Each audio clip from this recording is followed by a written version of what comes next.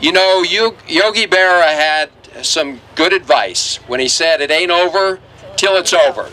We had a little bit of preliminary good news that they delayed the vote this week, but that means that we've got to fight even harder over the 4th of July and every day until we bury this atrocious bill.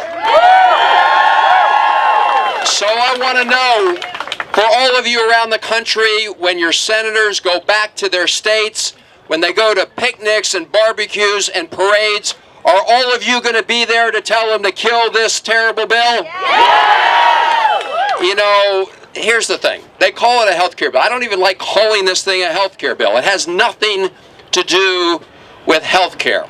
If it's a health care bill, why is it that not a single patient advocacy organization supports this bill?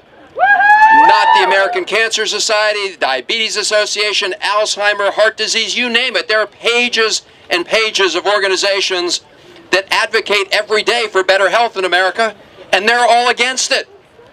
You know how many patient advocacy groups are for this? Zero. None. How about the providers? How about the doctors and the nurses in the hospitals that provide health care in the network? None of them are for it. So make no mistake, this has never been about making health care better. It's going to result in tens of millions of Americans losing access to affordable care.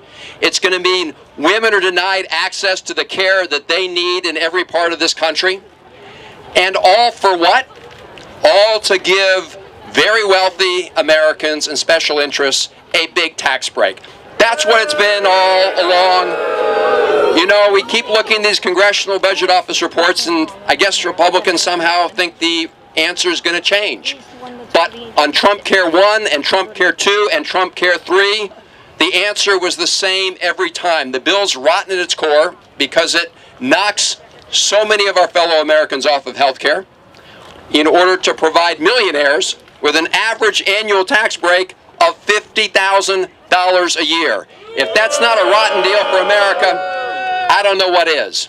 And then this Senate bill plays a little shell game. They pretend on the one hand to help with pre-existing conditions and turn right around and make everybody with pre-existing conditions just as vulnerable as they were before the Affordable Care Act.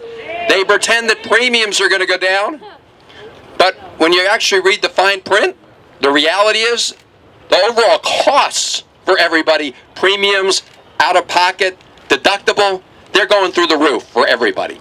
So this is the moment of maximum danger and opportunity. Mitch McConnell is going to be spending the next 2 weeks trying to round up the votes to pass this legislation. And we got to make sure we spend the next 2 weeks fighting harder than we ever have before to make sure we stand up for health care in the United States of America. Are you ready to do that? Let's get to work, and I want to thank all of you very much for what you've done so far.